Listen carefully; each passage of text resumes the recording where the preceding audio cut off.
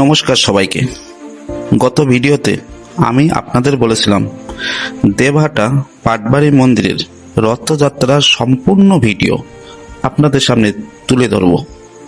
কথা দিয়েছিলাম, আর সেই প্রতিশ্রুতি রাখতেই আজকের এই ভিডিও। আজ আপনাদের নিয়ে চলেছি সাতক্ষীরার দেবহাটা পাটবাড়ি মন্দিরে, যেখানে অনুষ্ঠিত হলো সনাতন ধর্মাবলম্বীদের অন্যতম প্রধান ধর্মীয় উৎসব শ্রী শ্রী জগন্নাথ দেবের পবিত্র রথযাত্রা।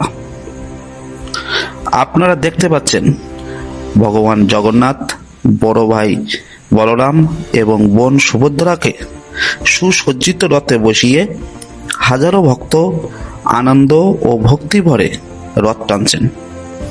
চারিদিকে হরিনাম সংকীর্তন, শঙ্খধ্বনি আর ভক্তদের উচ্ছ্বাসে মুখর হয়ে উঠেছে পুরো মন্দির প্রাঙ্গণ।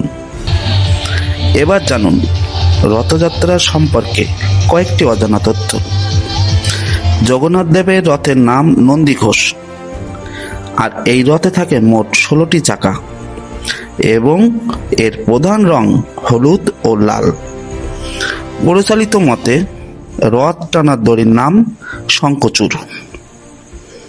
সনাতন ধর্মের বিশ্বাস অনুযায়ী ভক্তি ভরে রথের দড়ি টানলে ভগবান জগন্নাথের আশীর্বাদ লাভ হয় এবং জীবনে শুভ শান্তি ও মঙ্গল নেমে আসে। তাই প্রতি বছর অসংখ্য ভক্ত এই পবিত্র রথ টানার সৌভাগ্য অর্জনের চেষ্টা করেন। আরও একটা তথ্য জানিয়ে রাখি, রথযাত্রার প্রায় 7 দিন পর, অর্থাৎ আগামী শুক্রবার 14 জুলাই 2026, 8ই শ্রাবণ 1433 বঙ্গাব্দ অনুষ্ঠিত হবে উল্টো রথযাত্রা। সেই দিন ভগবান জগন্নাথ, বলরাম ও সুভদ্রা আবারও নিজ মন্দিরে ফিরে আসবেন।